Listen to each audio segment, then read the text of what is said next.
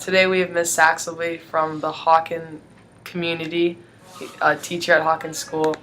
And so, Miss Saxelby, how have the student-teacher dynamics changed since you've begun teaching? So this is my 5th year teaching, 2nd year at Hawken, this is the end of my 5th year. So I would say how the dynamics have changed since I've been teaching probably haven't been all that dramatic. I would say the dynamics have changed based on which schools I've been at. I worked in 2 public schools previous to this. Both of the public schools were urban public schools. So the dynamics between student and teacher, I think, are really different based on the different environments that I was in.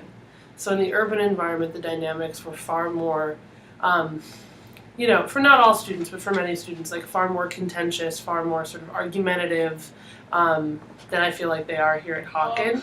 You guys are kind of argumentative and can be, but in different ways. You're not the types that'll sort of come up and like get in your face. You'll sort of, be, I think, assert sort of your rights or assert your feelings in other ways. I think the student-teacher dynamics have changed just in that students expect more from their teachers. I think the dynamics have changed in that students expect more from their teachers, both in the amount of work, but also in like the relationship. Students, I think, now sort of really crave both like a almost friend-like relationship as well as a teacher that's sort of willing to help them in kind of all ways. How have teachers treated students differently since you have begun teaching? What do you mean? How teachers treated students differently? Like in the classroom, punishment. Are there like punishments? Because I know there used to be consequences if you did something wrong. Oh, well, again, for me, that's totally based on the environment. In my old schools, we had detention, we had in-school suspension, we had out-of-school suspension. We had all these sort of really clear consequences, and Hawken doesn't have that as much. Hawken has sort of more the whole child discipline approach where we sort of sit and talk with you or try to, reach out to you in other ways than just being like, you should be chewing gum, here's a detention. And I think since I've been teaching, I've seen a lot of teachers treat students differently. I think it depends on the relationship that the teachers feel like they have with the students. I've seen some teachers, that are really lax with students and kind of don't have boundaries or don't have management, and I think that creates its own issues. I've seen teachers that are way too strict, and I think that creates its own issues too. But I think teachers treat students differently based on kind of their own teaching style. Okay. Have you ever experienced or heard of instances when teachers treated students differently based on their race, gender, religion, or sexual orientation?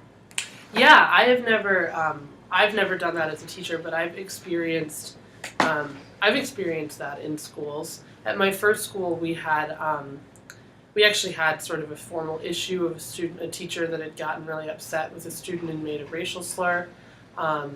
There was another sort of, it was never sort of formalized, but there was always a sentiment. We had a student in the 8th grade at my first school, it was my 2nd year there, who was openly gay in the 8th grade. He was a male student.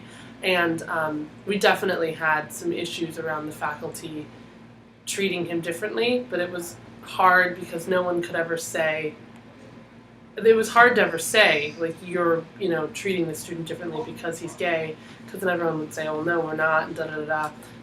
But that student, I ran the Gay Straight Alliance at my first school, and so that student and I did a lot of building around, like, making school safe for him. But I've definitely experienced it by watching the way that certain teachers, and never at Hawken, but the way that teachers talk to students or the way that they engage with students. But I wouldn't say that I've ever, you hear about instances all the time. There's instances on the news all the time, you know what I mean? So I think, unfortunately, it can be kind of common. Okay.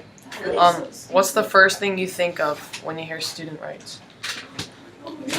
Student rights? Yeah. But I wonder what that means. I guess that's. Can you leave? They're interviewing me. Walk away. It's good. I think the first thing that I always question is. Where are you going? Do you want to pause it for a second? No. Or do you want me to just keep going? I haven't told you to go out there. I can just keep going. Just go. Um, So what's the first thing you think? the first thing I guess is that I wonder what that is. You know what I mean? I wonder like what do you mean? Do you mean like just basic rights? Yeah. Or do you mean Well, like when you think of it, do you automatically think of freedom or like speech in the class, like free speech in the classroom, or I like, automatically think of like race, gender, and sexual orientation. and how they're treated? Mm-hmm. That's typically where I go when I think of student rights, is that it's race, gender, sexual orientation, and the first word that always comes to my mind is respect. Mm. That I think for you guys in particular, it's the feeling of a need for like adequate sort of feedback and respect, right? Like adequate level of understanding and also a level of respect. I think it's also funny though, I think some people may also hear student rights and think like baby whining, you know? Yeah. But I don't think that that's necessarily what it is. You know, I think that you guys have every right to sort of argue for rights and argue for recognition and all those things. But I think respect is probably a key word. And I always just end up thinking of race, religion, and sexual orientation. Okay. Thank you. You're welcome. Sorry Mr. Thomas was so loud.